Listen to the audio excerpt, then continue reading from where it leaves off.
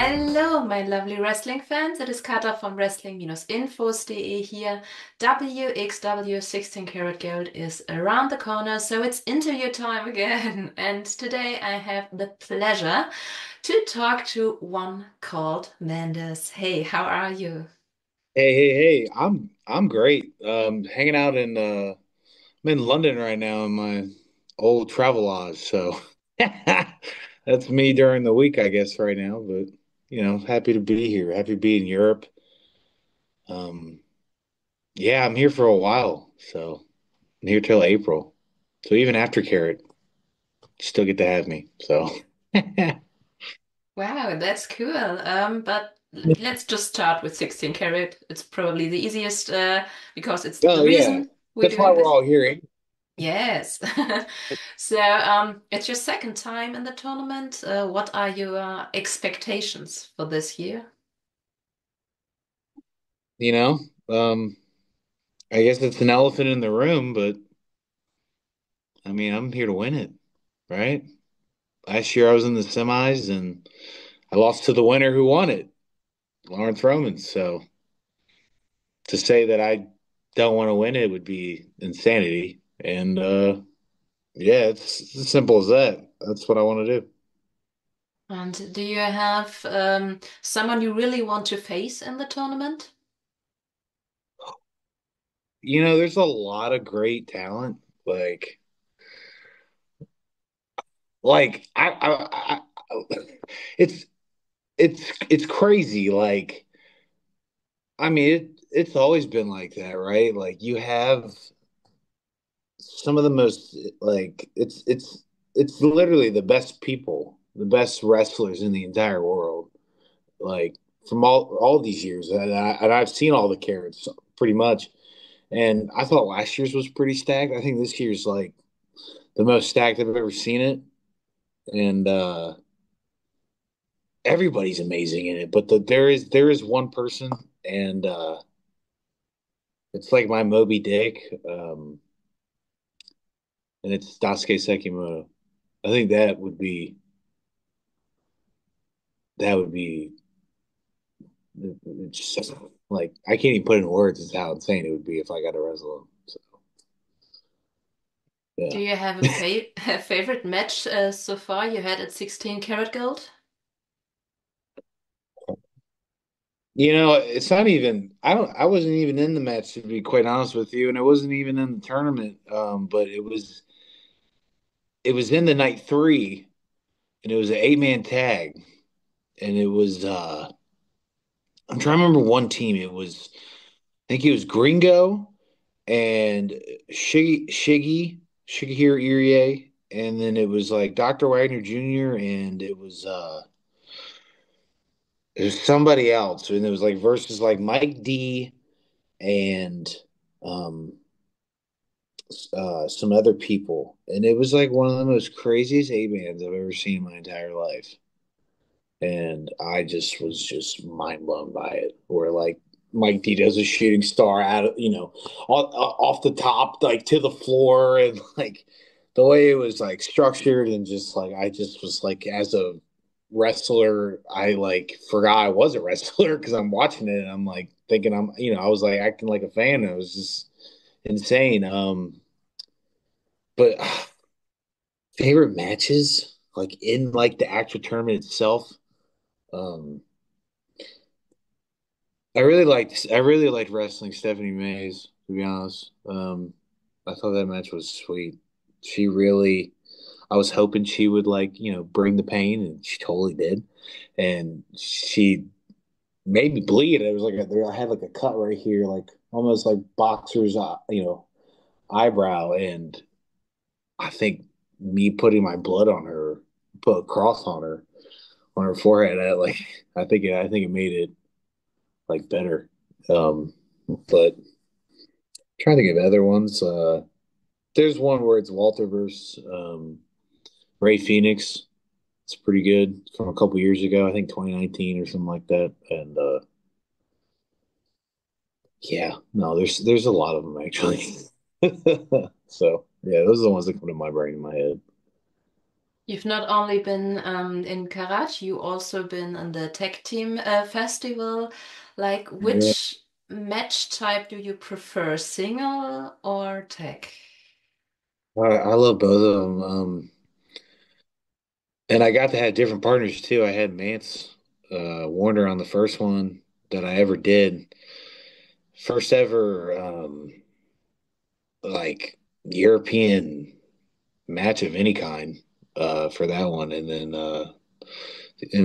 my other partner Thomas Shire. And as much as I like being like a lonesome guy and like being my own man, I would say, I guess I say tag. I like tag team wrestling. I think it's great. There's something about it where it's two people working together. I think it comes from my background of playing like sports, like playing football, American football, and I guess I'd say tag. Yeah, there's something about it. There's two people helping each other out to try to win, and makes you selfless, or yeah, makes you not selfish. Yeah, so you're selfless, and I think it's pretty great. It's sick, in my opinion. So. And you were really successful. You won like 6 titles together with a second gear crew, so Mans Warner. Yeah, yeah. Me and Mance, we ran hard together. Yeah, we did. But I think me and Shire, I think we could top it. So Okay. Going back in time a bit, you started wrestling at Seth Rollins and Marek Braves Training yeah, Center. Yes? yeah. 2017, I first started wrestling. It's almost 10 years. It's gonna be eight, or I guess it's eight now. Yeah, because I started around this time 8 years ago. God, I feel old. um, yeah, yeah. No, I did that. It was great. Seth Rollins, Marek Braves, out in the cold weather of Iowa. Pretty cold. Yeah, it was Um, great. A lot of CrossFit, a lot of wrestling. Um, I lost like 40 pounds when I did the training there because it was that hard, and you had to get like a lot of CrossFit in, like besides the wrestling part, and you know, about 3 or 4 times a week, I'd be there for 12 hours a day. It's almost 40 hours a week. Like, not getting paid for it. You're just trying to be better in your craft, and had a lot of people doubt me. So here we are now. They're great trainers, great people. Crotch is great. He was like the other assistant under American and Seth, and I talk to Merrick still like every day almost, and um, every now and then I'll hit up Rollins. He's so busy, and so am I. So, but it's cool to have all of them together. in the beginning, you had you wrestled under the name Steve Manders, and then you changed it to one called Manders around Yeah. 2019. What's the story Mhm. behind that name change? So Steve's my first name, and Manders is my last name, and I was such a big Sting fan when I was a kid, and when Sting was, like Surfer Sting, with the bleach blonde hair and the colorful gear, he used to have a song. It was like called "Man Called Sting," and I loved it, and I thought it was sick. And for me, like Manders is in my name, right? So it'd be weird if it was Man Called Manders. Like it's kind of so. I was like, what if I just did one, and then that's kind of how it went. It went from like just like a nickname, like a moniker, like like the one called, and then Steve Manders, and I just was like, what if I just make it into one? So it's almost like one man gang too. That's another guy, but like it was all because of Sting. So yeah, that's where it comes from. Did you have your cowboy gimmick from the beginning on? No, so I played football my entire life, and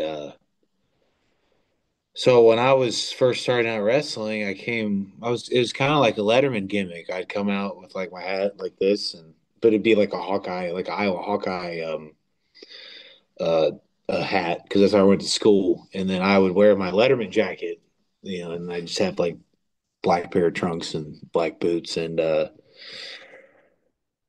like it was a great gimmick, right? Like because it was like a part of me, and I was like just telling Rollins and Merrick like.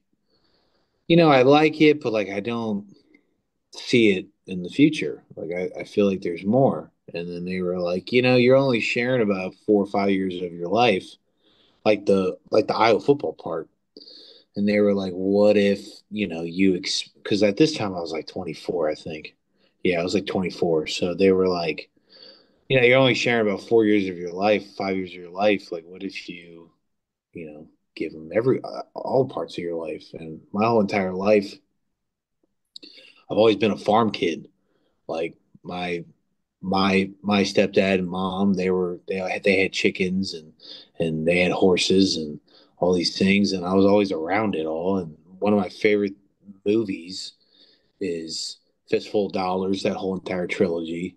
And like I was always a country kid anyway, so it was like, what if I, you know, told my whole self? So then that's kind of how like the Cornbelt Cowboys, what was originally called, is kind of how it all started after that. So you just like I was such a big like all Japan wrestling fan. Like once I was in the business part, because obviously all that kind of stuff was way before me, and I'm an old school kind of kid. So like you'd see like the Funks, they'd come out and they'd have like their Letterman jackets on, but they were called like the Texas Broncos. So like in Iowa, I mean everyone has the stereotype of, oh, Cowboys are only just in Texas, and it's like that's not how it works at all. Like so, like once you pass the Mississippi River, it's all cowboy country. So like Iowa's got a big farming cowboy culture that people don't realize, and John Wayne's from Iowa, and all these things, and it just kind of all like hit at once, and then the nickname Cornball Cowboy came from uh, there was this our Heisman Trophy winner, which is basically like the best college football player is kind of like the award. And there was a guy at Iowa. He's the only guy that ever won at Iowa. His name's Niall Kinnick, and he was the Heisman Trophy winner in like 1942 or I think 39. I can't remember which year. And he's like the most American person you could ever think of, like hero, and at least in Iowa. And like his nickname was the Corn Belt Comet, and I just was like, that's so sick. Like like it's such a cool name, and I'm not really a comet. Um, like I'm kind of like a bigger guy. Like he was because he was really fast. So like for me, it was like, what if I was called the Corn Belt Cowboy? And they kind of all blended together, and then I started evolving, into the Boss of the Plains, which is basically the Boss of the Plains was an original hat of Stetson, like the Stetson hats. So the first ever hat was called Boss of the Plains, and the plains in the United States, it's like a certain geography territory, and I was in it. So it just kind of just made all the sense in the world, I think, for me. I was like, if I call myself Boss of the Plains, so a lot of gimmicks are kings and queens and stuff like that, and I just was like, I think bosses, especially in farming and agriculture, like if you're the head guy, you're the boss. Like that was kind of like the whole thing all in one. So yeah, kind of how they all went. Bit random probably, but cowboys are known to like beer, and you come to Germany, beer country. What's your favorite beer? Oh my God, the beer that I've had in Germany is Pilsner. That's like the biggest one I've had. So it's really good.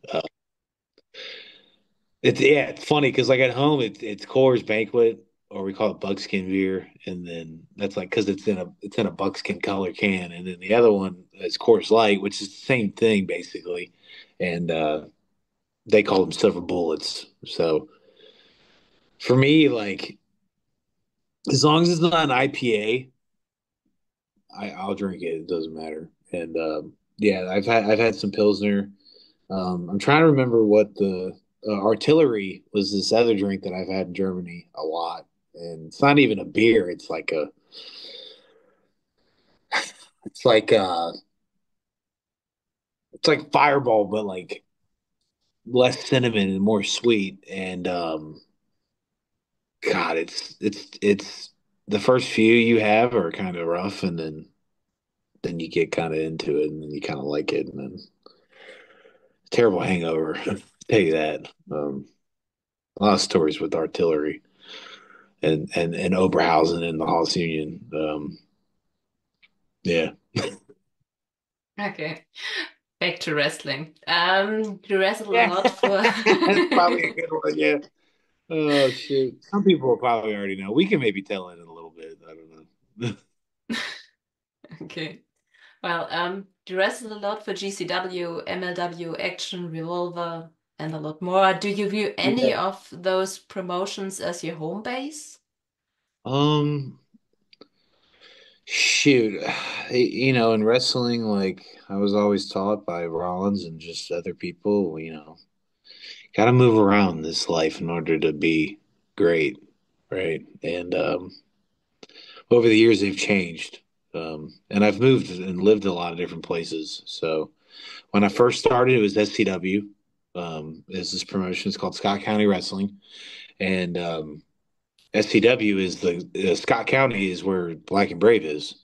So like Marek Brave runs it, and so when I first started, that was my home place, and it will always be my home place. So I guess that's the first one, and then over the years, I've just you kind of just like hop around. So like after SCW, I think it was AAW, which is All American Wrestling. That's in Chicago, and that's where um, the promoter Danny Daniels, who is like my wrestling grandfather, so he trained Rollins and Merrick Brave.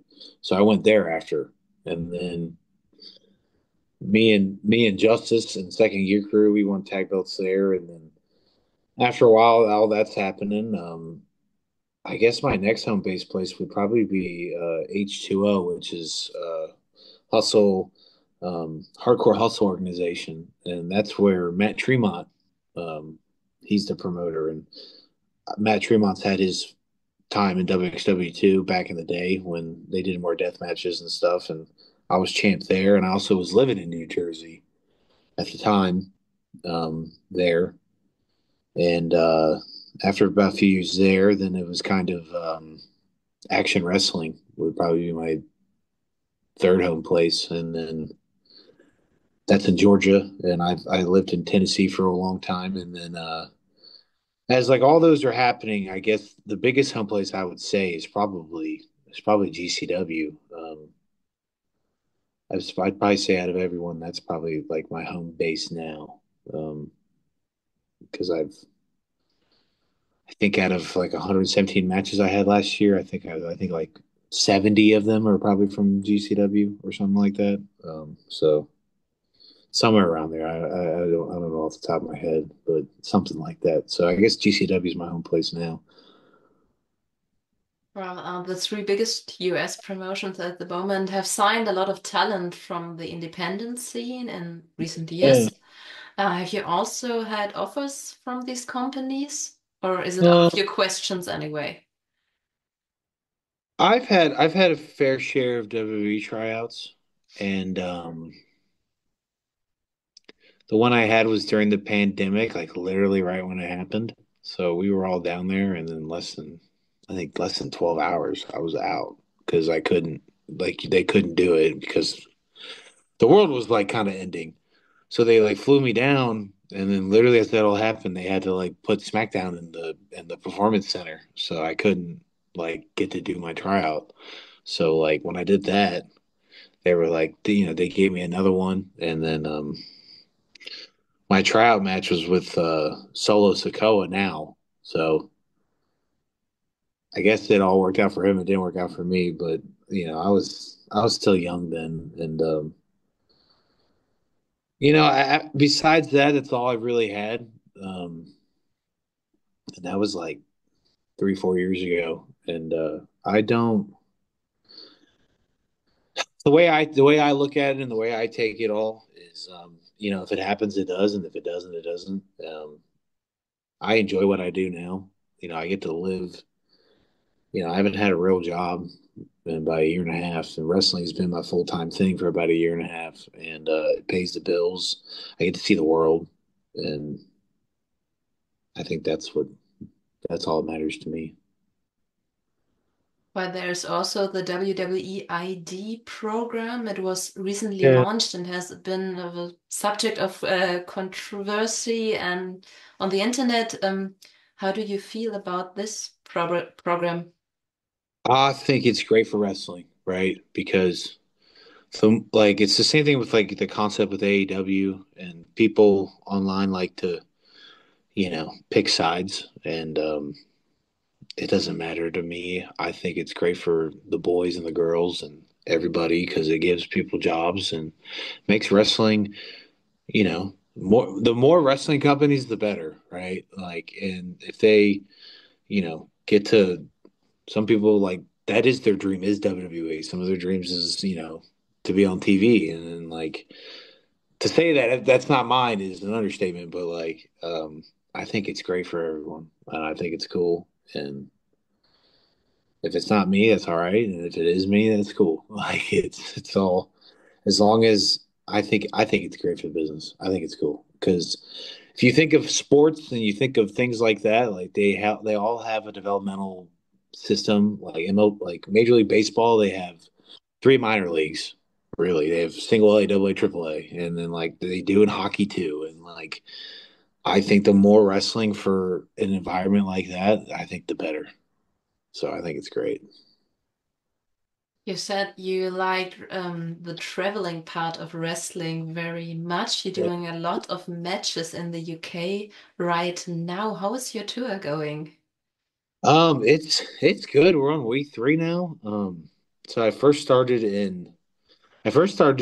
into Frankfurt. I did Meding, Germany, or Mendig. I think it's Mendig is probably is the word, right? Is that how you say it? It's Mhm. Mendig. It's like in between. It's Dan's hometown, and Okay.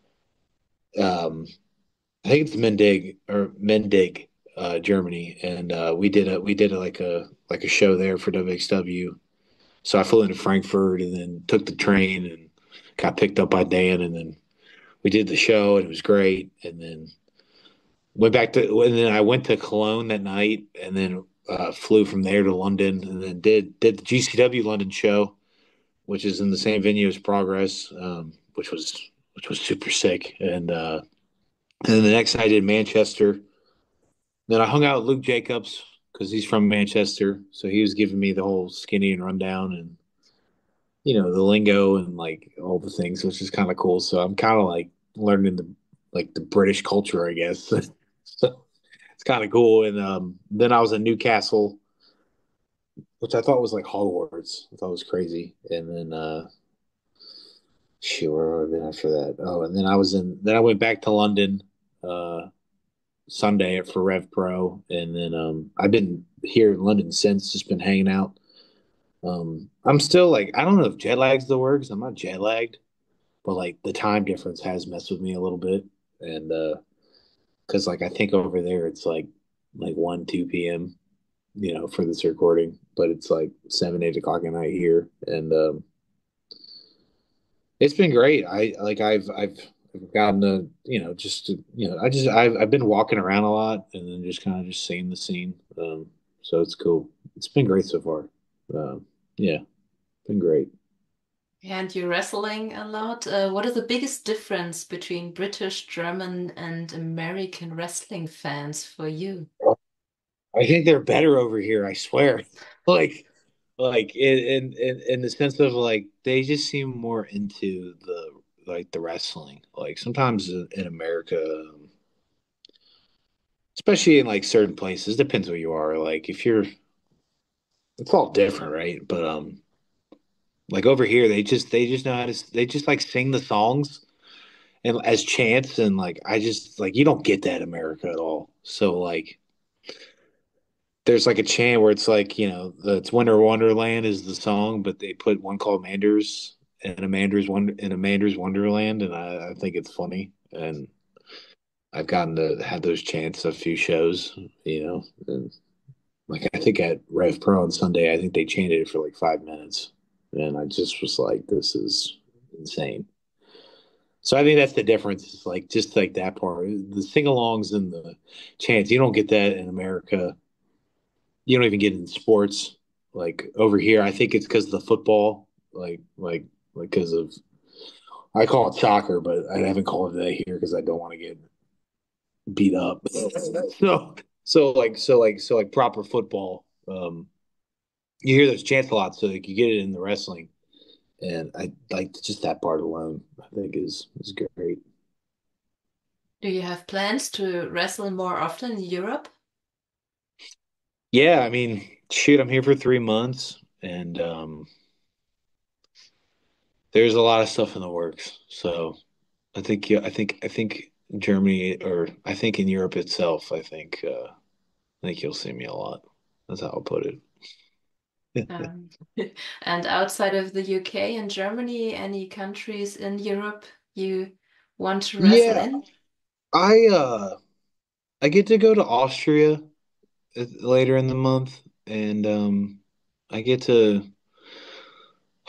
let's see what else is there.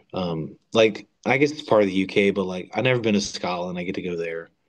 A lot of this tour is uh like England and Germany based because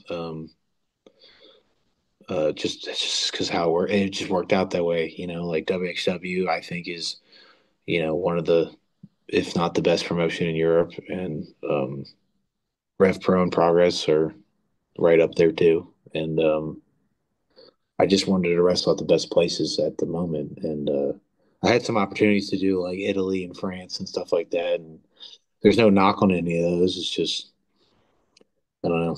I just trying to go where people want me to go, I guess would be the word. And I just enjoy that. I think last tag festival I went to France or not France. I went to Denmark.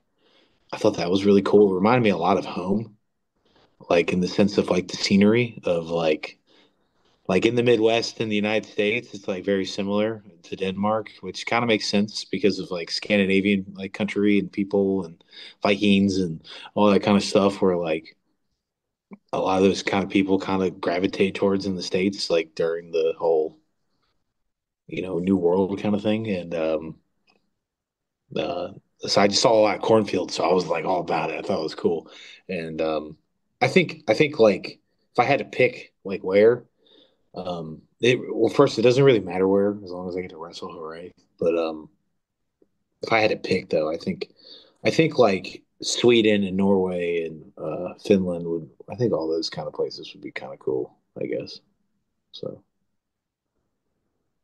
Okay, then I have still some short, kind of random questions to wrap up our yeah, interview. give them over, give them over. I'd love to Okay, hear them. first one, three words to describe you. Oh, 3 words. I'm gonna be tongue in cheek. There's a song by this country artist. His name's Waylon Jennings, and he's got a song called "Lonesome, Ornery, and Mean," and I guess those are the 3 words to describe me: is lonesome, ornery, and mean. Okay, and what is your all-time favorite match? Oh boy, there's a lot of them, and the only one that just comes to my mind is there's a match from '94 of All Japan, and it was for the All Japan Triple Crown belt. It's Mitsuharu Misawa versus Dr. Steve Williams, and Do I think it's the best match ever? No, I don't. But it's up there, and just for me, for some reason, like that whole match, just like I just think it's sick.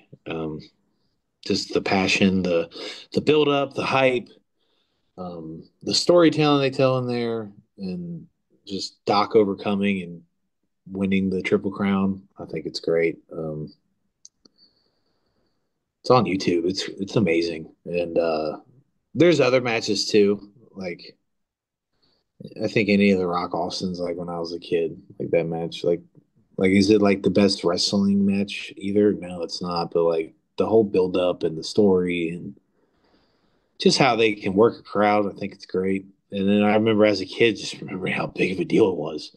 So like any of the Rock Austins, like the one from WrestleMania 17, like or no, it's not 17. I think it's 17. Yeah, where it's Rock Austin in the Astrodome, which the Astrodome was like a big deal, back then, and